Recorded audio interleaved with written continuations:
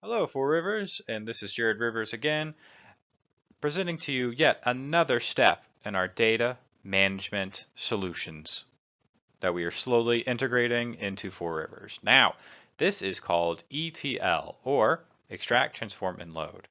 To kind of get the history behind it, it all kind of started with the birth of data management and the just collection of data back in the 60s and 70s when everything was first being collected on punch cards and floppy disks.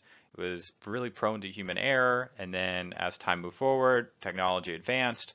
Early 90s, 2000s, data warehousing became much, much more acceptable and a bigger thing. So we needed a system to be able to take data from one place, mess with it, put it into formats and systems that a company can use, and then load it into our data warehouse. So ETL was born. Yay! Now, you're probably thinking this sounds very similar to a POS system, and you're right, but also not right all at the same time. So a POS system is fantastic for collecting data and presenting it. We, as a company, take all that information by hand and transform it. It's prone to human error, and then we don't really have a data warehouse to load it all into, so it all sits on Excel files and gets somewhat pushed through Power BI to be transformed and worked on.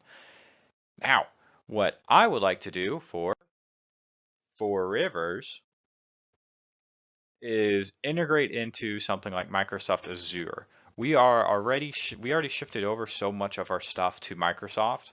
We use OneDrive, and I use Power BI as well as we use Outlook, but OneDrive and Outlook were kind of the big things. And I'm trying to integrate more of Power BI into our system, which is a fantastic data visualization tool that once you get over the learning curve, it's incredibly easy to use. It is so intuitive and it makes data a lot more interactable, especially within a presentation format. But back to ELTs. Yes, ELTs. This is a way for us to basically automate the information systems and putting into a warehouse from our new POS system, Brink, or even our old one, Oracle. We're all shifting over to Brink. We're getting automated reports from them already. With this sort of system in place, we can be taking those reports, shifting them into a way that we need to, and then pumping them into a data warehouse, which will be provided by Microsoft.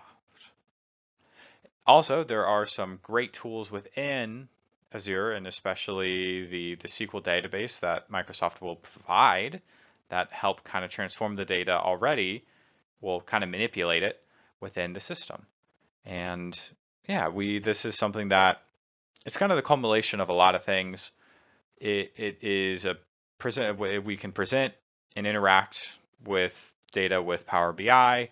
We can store it within this Microsoft Power Cloud service that they offer and be able to automate reports and pump them in there a lot faster. It's just going to eliminate a lot of kind of human error and downtime that's now being used by people who need that information.